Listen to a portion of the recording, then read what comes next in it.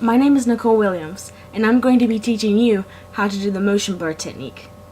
The motion blur technique is used to show a sense of speed with the subject of the picture. There are two different ways to do motion blur. One way is manipulating the settings of the camera.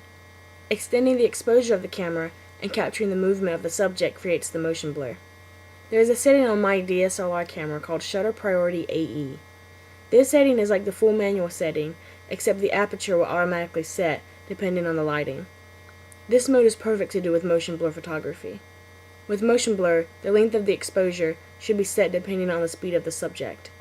If the subject is a speeding car, the exposure should be set lower than what you would taking a normal picture, but not as slow, for example, as you would set it to showing motion for a moving turtle.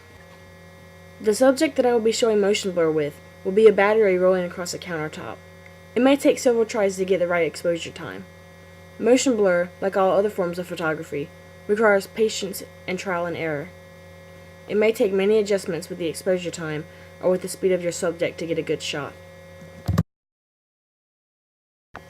The other way to show motion blur is with photo editing software like Photoshop or GIMP. You can use photo editing software on a photo where the subject is stationary and edit it to where it looks as if there is motion. To do this, first open up your editing software.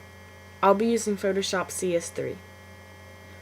Open up the picture you wish to add motion blur in. First, duplicate your background layer, which is what your picture is when you first open it. You can duplicate it by going to Layer and clicking Duplicate Layer. On the new layer, go to Filter, Blur, then click on Motion Blur. Add a Reveal All layer mask to the duplicated layer, which should be the top layer. This can be done by going to Layer, then to Layer Mask, and clicking on Reveal All. At this point, there will be motion blur on the entire picture. Since the subject of motion blur pictures are not completely blurred, some of the blur must be erased. Using the paintbrush tool, select black and color in the areas that you want the blur to be removed on the layer mask. If there are any mistakes, you can go back and reblur by coloring the mask with white.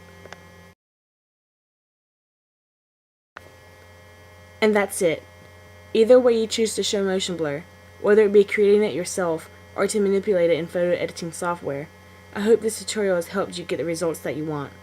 Thank you for watching.